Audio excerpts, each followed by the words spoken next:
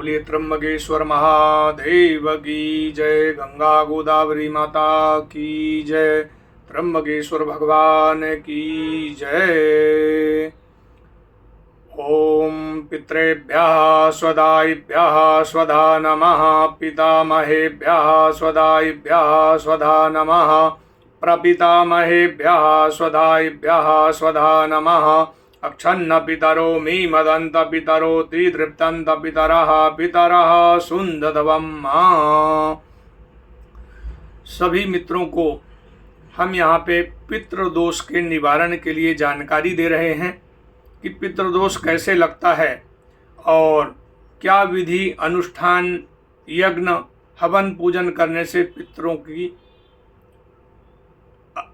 मुक्ति मिलती है और पितरों को सद्गति की प्राप्ति होती है और वैकुंठ धाम की प्राप्ति होती है। तो पितृदोष के लिए हम यहाँ पे जानकारी दे रहे हैं। पितृदोष लगता है कोई भी व्यक्ति अकाल मृत्यु में चला गया, स्वर्गवास हो गया हो, या कम आयु में व्यक्ति का स्वर्गवास हो गया हो, घटना दुर्घटना से व्यक्ति का स्वर्गवास हो गया हो, या कोई बीमारी में रोग व्याधियों से ग्रसित होकर कम आयु में कोई व्यक्ति का स्वर्गवास हो गया हो, या स्वप्न में मरे हुए व्यक्ति को देखना, या रोज हमें स्वप्न में मरे हुए व्यक्तियों का स्वप्न आना, ये भी पितृदोष का लक्षण है। तो भाइयों,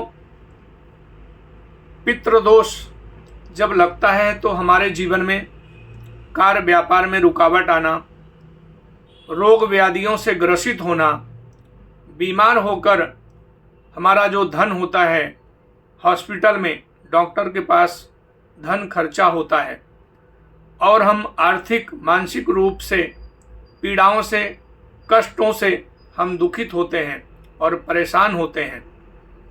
तो जब श्राद्ध पक्ष आता है तो देखिए, श्राद्ध पक्ष में हर व्यक्ति को हिंदू सनातन धर्म वैदिक धर्म में कहा गया है कि श्राद्ध पक्ष में सभी व्यक्तियों को, जो भी व्यक्ति का स्वर्गवास हो जाता है और जिसकी तिथि होती है, उन तिथियों में पितरों का तर्पण, पूजन, पिंडदान, नारायण नागबली पूजा, त्रिपिंडी पूजा, श्राद्ध, तर्पण पूजन व्यक्ति के लिए करना अति आवश्यक है।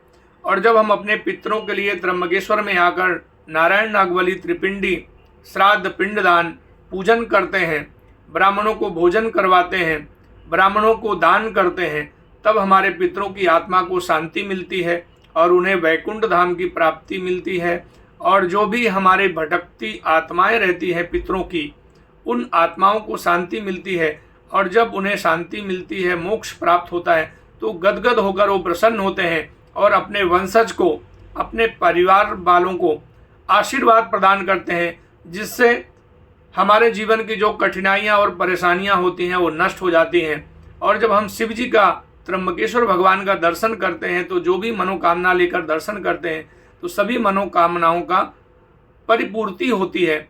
और भगवान कहते हैं, श्रद्धा भाव और विश्वास के साथ में जो भी व्यक्ति भगवान त्र्यंबकेश्वर भगवान का दर्शन करता है, उसकी सभी इच्छाएं, मनोकामनाएं भगवान परिपूर्ण कर देते हैं। तो मित्रों, पितृदोष लगता है तो हमें पितृपक्ष में या उस व्यक्ति की पुण्यतिथि है उसमें उस व्यक्ति के लिए तर्पण, पूजन, पिंडदान, नारायण नागबली, त्रिपिंडी, श्राद्ध पूजन जरूर व्यक्ति को करना आवश्यक होता है। और जब व्यक्ति उन व्यक्तियों के लिए और पूर्वजों के लिए जब वो पूजन करता है तीर्थ क्षेत्र में, तो उन व्यक्तियों की आत्माओं को शांति मिलती है और उन्हें वैकुंठ धाम भगवान नारायण का सान्निध्य प्राप्त होता है और वो प्रसन्न होकर अपने वंशज को आशीर्वाद प्रदान करते हैं। अगर किसी व्यक्ति के घर में संतान नहीं है, कई बार हमारे घर में मांगलिक कार्य ना होना, संतति प्राप्त ना होना, मांगलिक कार्य ना होना, ये भी एक पितरों का लक्षण है।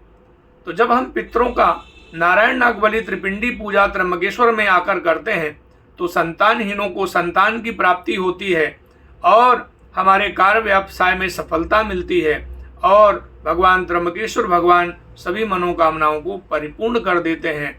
इसलिए सभी व्यक्तियों को आकर के और पितृपक्ष में त्र्यंबकेश्वर में आकर के नारायण नागबली त्रिपिंडी श्राद्ध पूजन जरूर व्यक्ति को करना चाहिए और अपने पितरों का आशीर्वाद प्राप्त करना चाहिए। बोलिए त्र्यंबकेश्वर भगवान की जय।